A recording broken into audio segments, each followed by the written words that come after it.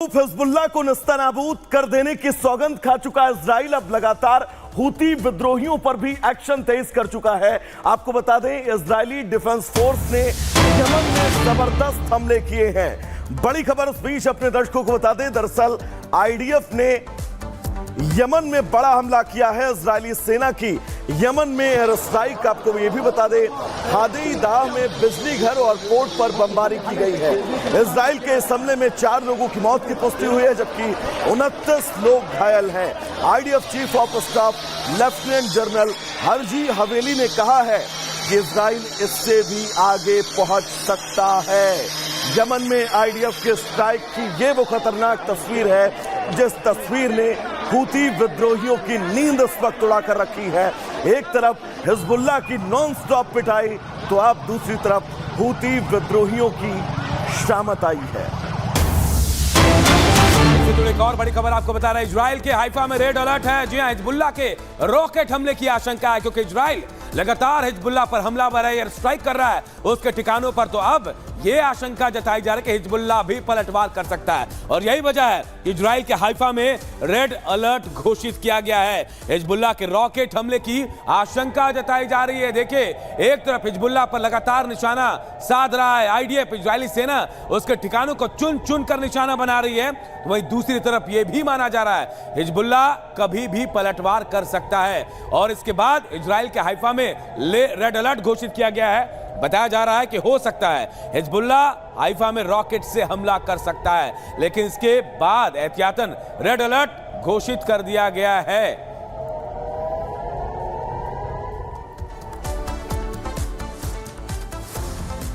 तो 2 तस्वीरें हम आपको दिखा रहे हैं। हिजबुल्लाह पर बमबारी जारी है, और उसके बाद अब हूती की बारी आ गई। जी हां, हिजबुल्लाह के चीफ को मारने के बाद अब नंबर हूती का आ गया है, और जैसा कि इजराइल ने साफ कर दिया है कि वो आतंकियों को नहीं छोड़ेगा, हिजबुल्लाह को खत्म करेगा। उसके बाद अब बारी हूती की आ गई। हूती भी रह रहकर इजराइल पर अटैक कर रहा था, इसके बाद अब कहीं ना कहीं यह कहा जा रहा है कि अगला नंबर हूती का है। हूती भी इजराइल के निशाने में है। जो इजराइल पर अटैक करेगा, इजराइल से दुश्मनी मोल लेगा, इजराइल उसको खत्म करेगा। पीएम नेतन्याहू ने इस बात का प्रण भी लिया हुआ है।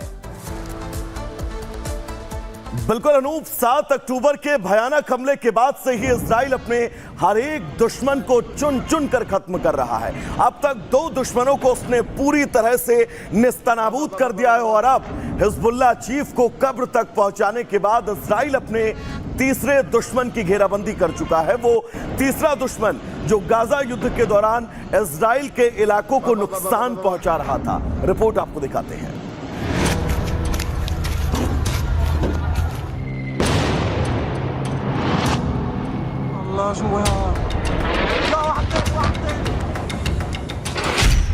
मिडिल ईस्ट में इजराइल का भीषण प्रहार।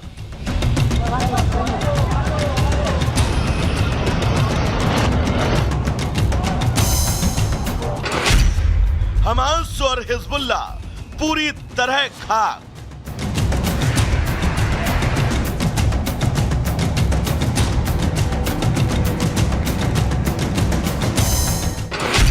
अब अगले दुश्मन के खात्मे की तैयारी।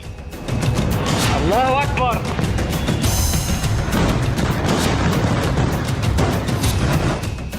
दो दिन पहले यूएनजीए में नेतन्याहू ने यह साफ कह दिया था कि इजराइल पर हमला करने वाला या उस पर हमला करने की प्लानिंग करने वाला कोई भी नहीं बचेगा। और अब तक गाजा और लेबनान में जो कुछ हुआ है, उसकी तस्वीरें नेतन्याहू की बात को साबित करती हैं। हमास और हिजबुल्लाह जैसे संगठन लगभग खत्म हो चुके हैं। इजराइल ने हिजबुल्लाह का वो हाल किया है कि वो पूरा संगठन ही बिना कमांडर के हो गया, और गाजा तो अब सिर्फ हमास के कब्रिस्तान के तौर पर जाना जाता है। इन 2 के अंत की कहानी लिखने के बाद अब मिडिल ईस्ट में इजराइल तबाही का एक और अध्याय लिखने की तैयारी में है। तीसरे अध्याय में इजराइल के निशाने पर है यमन, वो यमन जिसने हमास के साथ मिलकर इजराइल के कई इलाकों पर तबाही का तांडव किया था। हमास और हिजबुल्लाह का हिसाब करने के बाद इजराइल ने अपनी तोपों को यमन की ओर मोड़ दिया है। रविवार को यमन के कुछ इलाकों में इजरायली बमों की बारिश भी हुई। हैरानी की बात तो यह है कि हसन नसरल्लाह की मौत के ठीक एक दिन बाद रविवार को इजराइल ने यमन के बंदरगाह पर जबरदस्त एयर स्ट्राइक की। यही नहीं, जिस इलाके में इजराइल ने धमाके किए वो इलाका इजराइल की राजधानी तेल अवीव से 1800 किलोमीटर दूर है। इन हमलों में सैकड़ों की संख्या में हूती विद्रोही घायल हुए हैं। पिछले कई साल से हूती विद्रोही के कब्जे में हैं। हूती विद्रोही इस बंदरगाह का इस्तेमाल ईरान से हथियारों की तस्करी में करते हैं। इजराइल ने यह हवाई हमला हूती विद्रोहियों के हालिया ड्रोन और मिसाइल हमलों के बाद किया। यमन को दहलाने की जो तस्वीरें दिखाई दे रही हैं, उससे तो कम से कम यही लग रहा है कि ये हमला आने वाले तूफान की छोटी सी आहट है। लेकिन आने वाला तूफान कितना भयानक होगा, ये कहना फिलहाल मुश्किल है। ब्यूरो रिपोर्ट और रिपब्लिक भारत।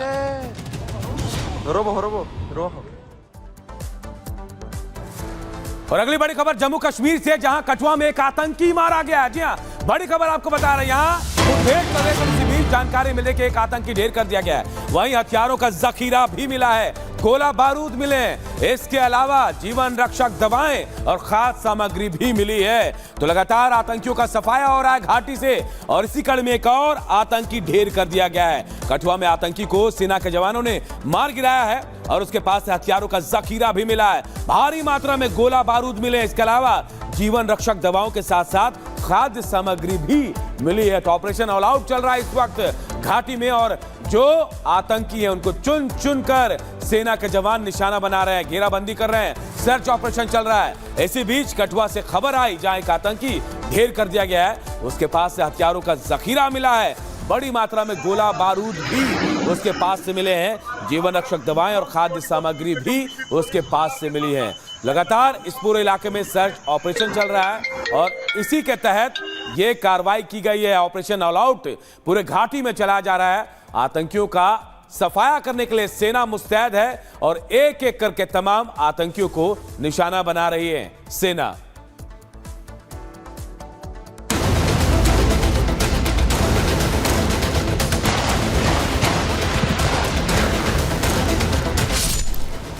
आतंकियों का नामो निशान मिटाने के लिए जम्मू कश्मीर में ताबड़तोड़ एक्शन जारी है। आतंकियों के सफाये के लिए खूंखार कमांडो की खास फौज घाटी में उतर गई है। ये जंगल, पहाड़ और गुफाओं में घुस कर